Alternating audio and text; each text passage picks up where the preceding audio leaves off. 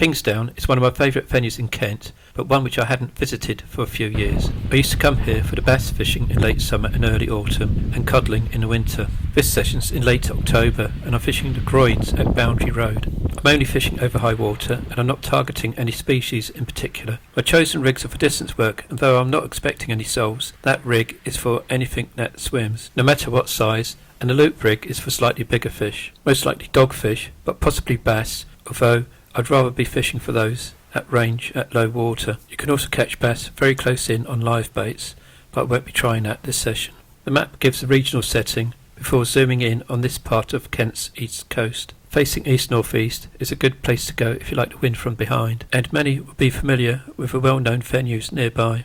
Locals will have their favourite, but these are my selections. However, personally, Kingsdown is my pick. Since I've been more successful there, it seems to be a lot more consistent. The whole of this area is easily accessible either from the M2 or M20, and I'm longing for the day for when there's a second Lower Thames crossing so I can visit here more often. Kingsdown's beaches merge with Walmer to the north, and then you have got Deal and Sandwich Bay. To the south there are chalk ledges at St Margaret's Bay. These extend as far as Kingsdown Butts, which is a well-known bass mark for both lures and bait fishing. The area I'm most familiar with is at the groins and the open beach to the north, heading towards Walmer. There's plenty of beach to choose from, and I'm at Boundary Road, where there's some but limited parking. The best known, and arguably the most fished bit, is at the Zetland Arms to the south. Cecil Road gives access to the more open beach to the north.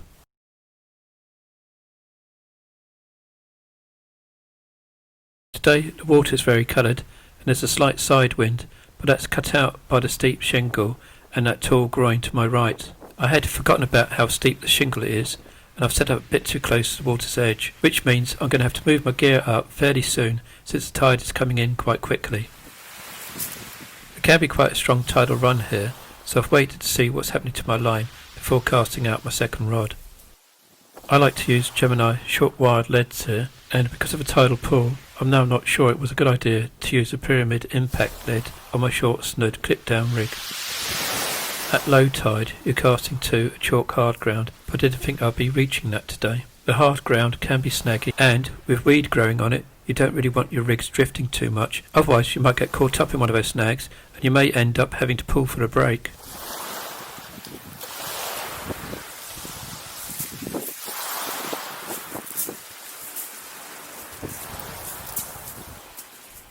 I'm not altogether comfortable with my setup, and I'm having to make some minor adjustments to the positioning of my gear.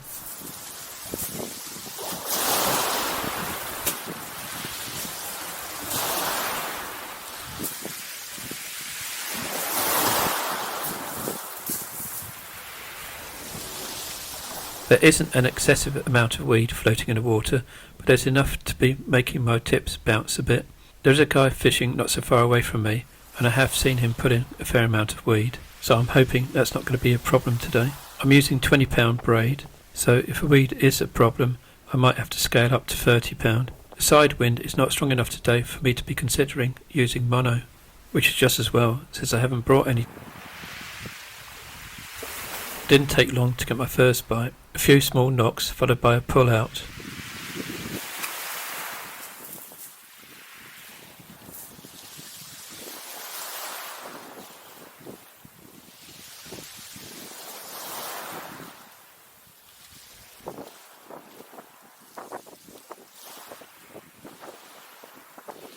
As well as the weed, the first fish of the day, not surprisingly for this time of year, is a whiting, but it's a fairly good size. It's on the bottom snood of a loop rig where I'm using double lugworm. The top snood of this rig has ragworm, and both have size 1/0 hooks. Before I can rebait, I spot a bite on the other rod. Unfortunately, this one's got the plain lead, and it looks like it's drifted into a snag.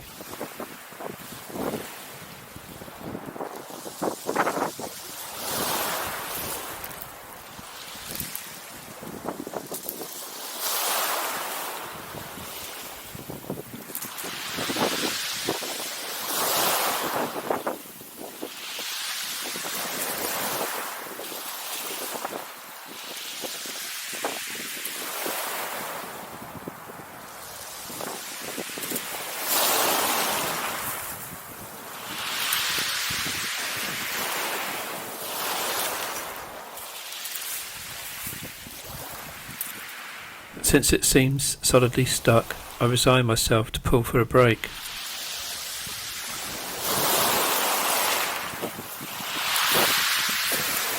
But fortunately, that frees the rig.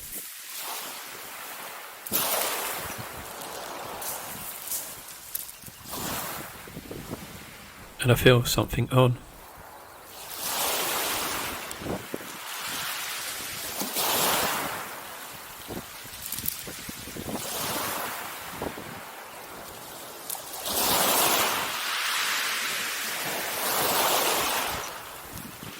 Yes, there's a fair amount of weed, but there's something in amongst it.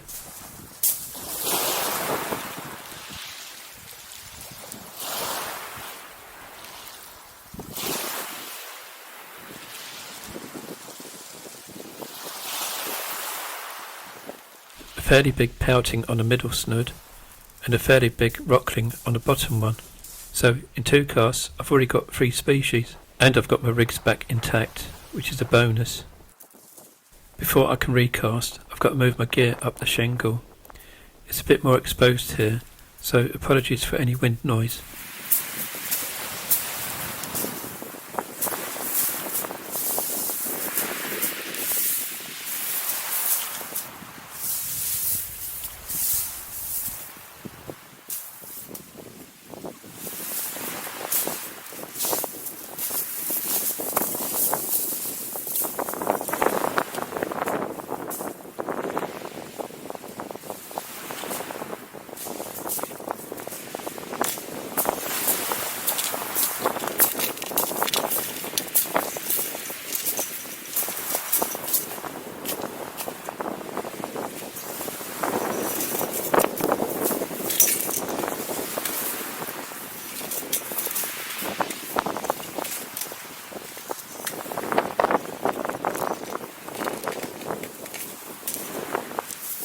Because of a weed, tidal pull and no snags, the rods will be held up high. I'll dig the rod butts into the shingle if needs be, and if the tidal pull increases, I may end up having to use a bag of stones to weigh the tripod down.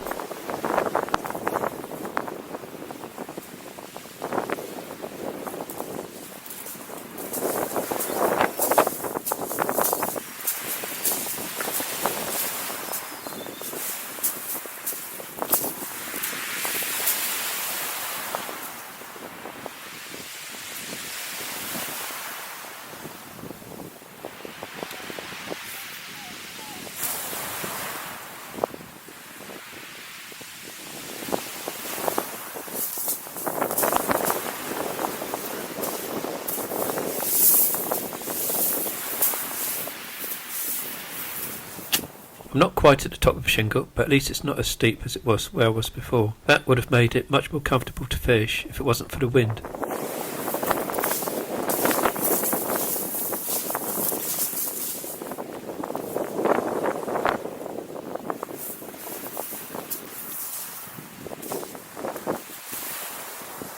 There's no real theory behind this, but I go for ragworm on the upper snoods and lugworm on the lower.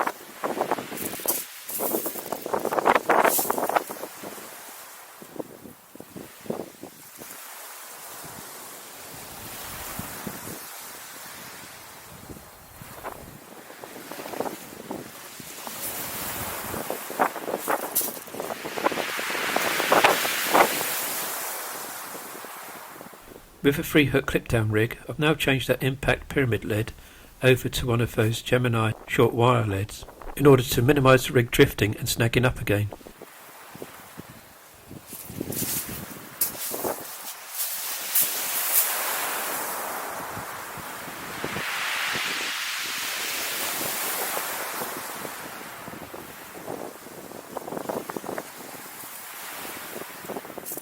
I'll also vary the distance at which I'm fishing this rig. I had already cast out the loop rig and I'm already seeing indications on it. The line's gone a bit slack, so something's pulled the rig out.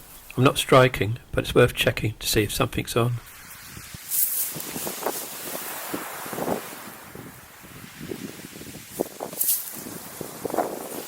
It feels like there's a weight attached, but is it a fish or just a great big lump of weed?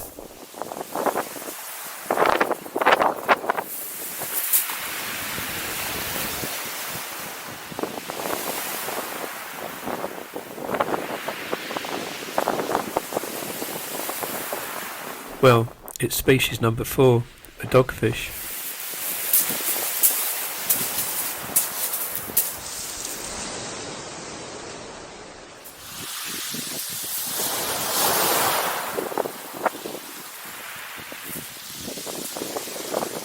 Once again, no time to rebait.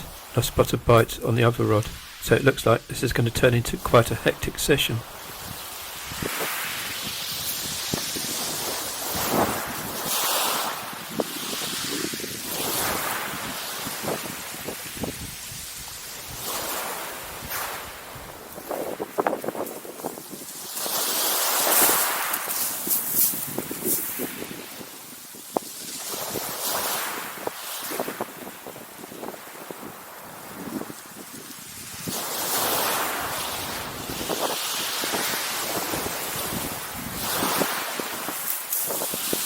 Another channel whiting. Although some people dislike whiting, I never mind catching them this size.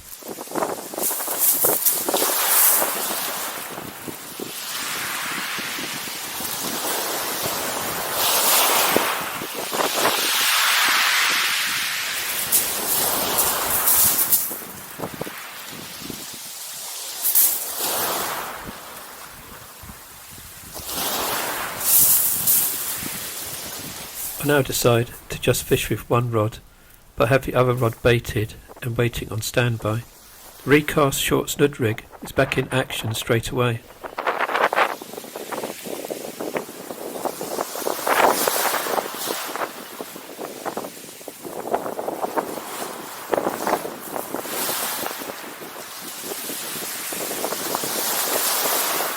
Another double shot, a whiting on the middle snood and a pouting on the bottom.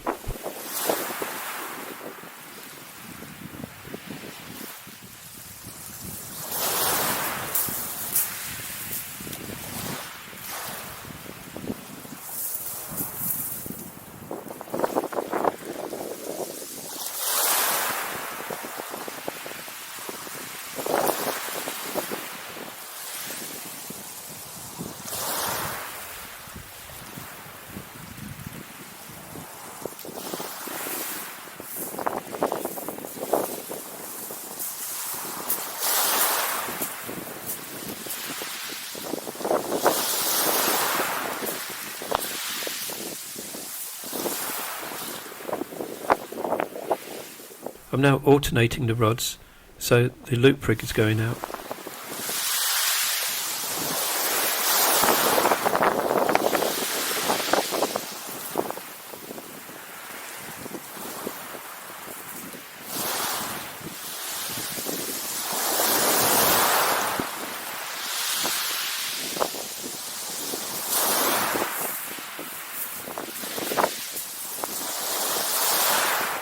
I now hope I've got time to rebait the free hook rig.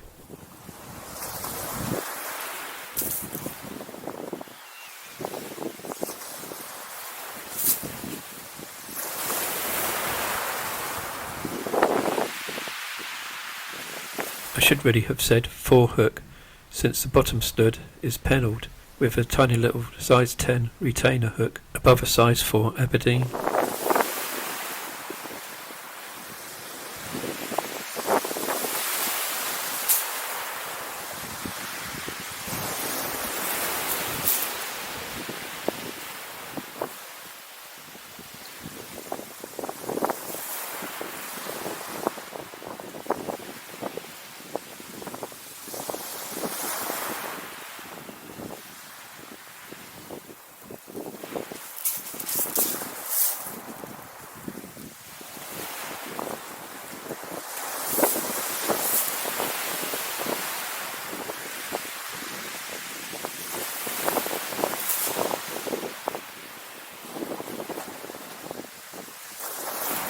To save time, I've decided not to clip down this time.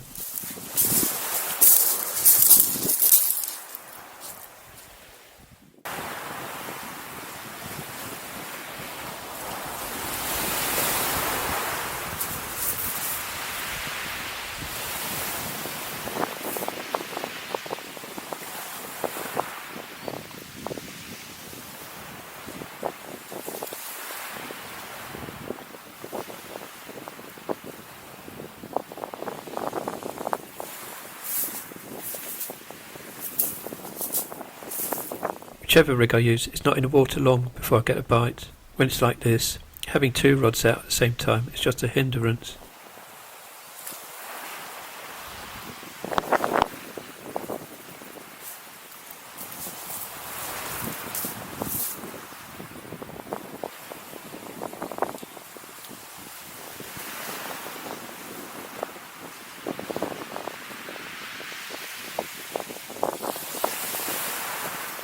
That good bite came from species number 5, a tiny scrawny bass on a top snood on the ragworm, and it's by far the smallest fish of the day.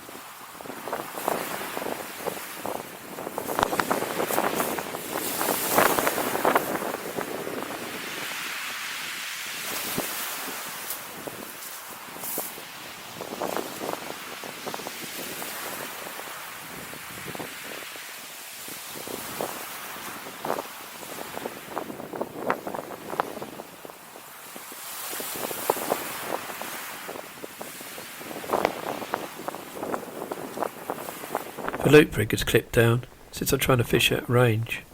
If I didn't clip it down, I could actually use it as a long one up one down flapper rig, but that wouldn't cast so far.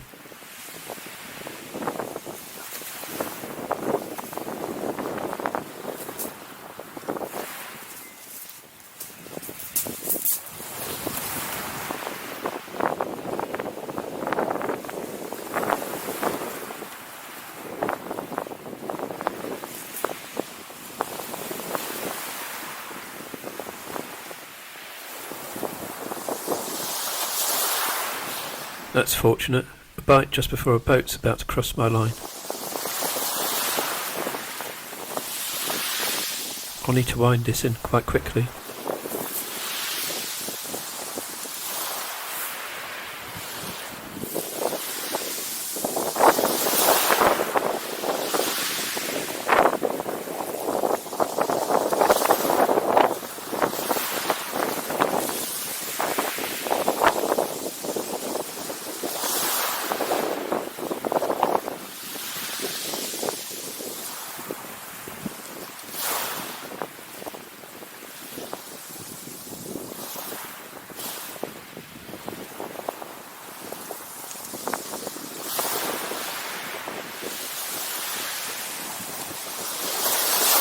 And it's a triple shot, 1 whiting and 2 pouting.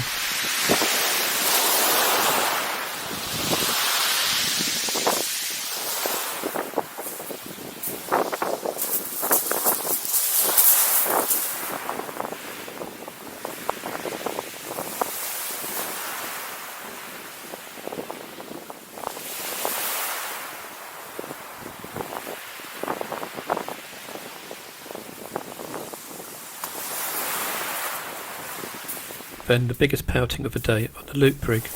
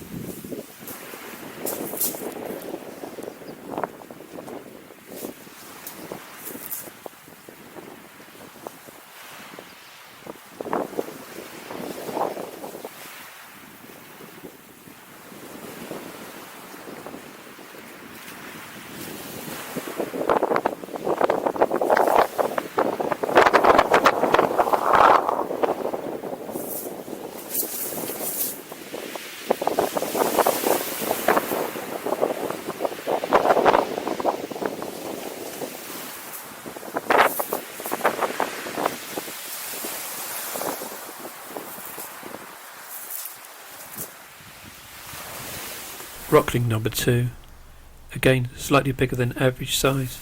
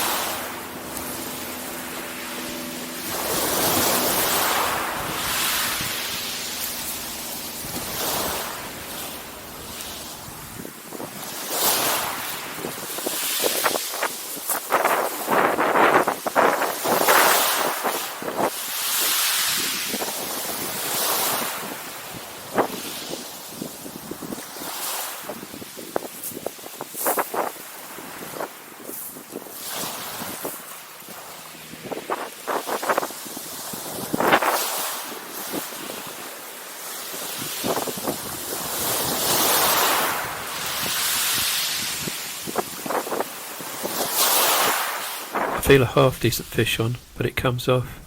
This must be the first time today that I've pulled in without a fish on the end.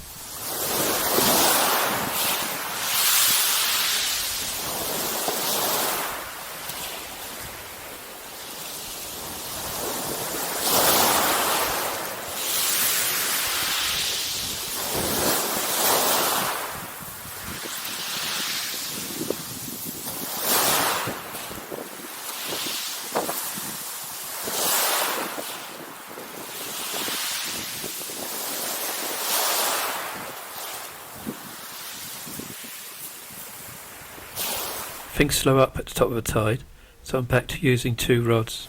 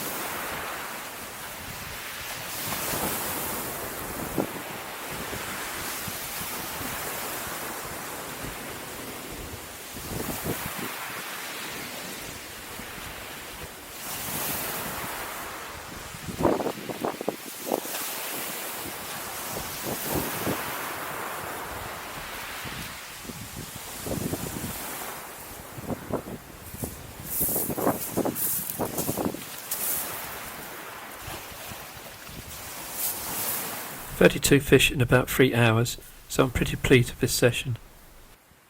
A hectic day, nothing spectacular, but some better than average size pouting and whiting.